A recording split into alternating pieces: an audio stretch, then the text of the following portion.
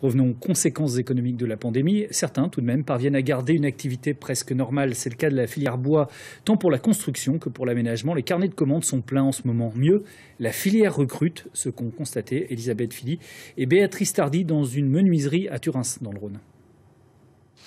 Dans les ateliers bois construction ou menuiserie, les techniciens travaillent d'arrache-pied. Tout type d'agencements sont réalisés destinés aux bureaux, salles de réunion, aux magasins alimentaires principalement. Et la formation continue, car la filière a toujours besoin de main-d'œuvre. Comme les pros, les apprentis travaillent non seulement le bois, mais aussi les matériaux associés. On a beaucoup d'aidants et il y a beaucoup de moyens aussi pour le faire.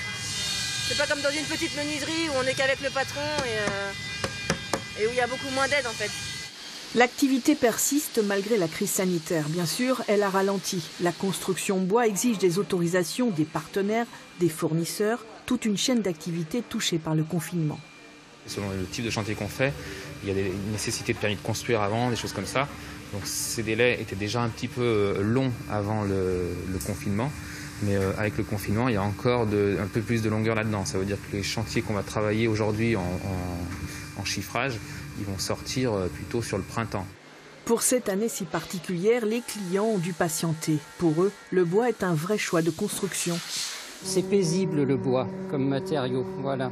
Il y a une odeur et puis quand on voit sa maison se faire agrandir et qu'on voit les charpentiers travailler, c'est extrêmement agréable comme type de chantier et du coup je trouve que ça fait une habitation qui a beaucoup plus d'âme. Les maisons ossature bois ou les simples extensions mettent en lumière toute une filière. La communication se fait seulement sur Internet. Le public est invité à voter pour la plus belle construction de la région. Sur la filière forêt-bois, la construction, c'est la locomotive de la filière. Donc c'est par la construction en fait que toute la filière est un peu poussée. Et le logement individuel, que ce soit une maison ou aussi de l'extension, de la surélévation, de la rénovation, c'est des choses qui sont importantes et c'est aussi un chiffre d'affaires, c'est un volume pour les entreprises de notre territoire. L'Auvergne-Rhône-Alpes est la 3e région la plus boisée de France. Le bois est l'un des matériaux de construction qui ne génère pas de gaz à effet de serre.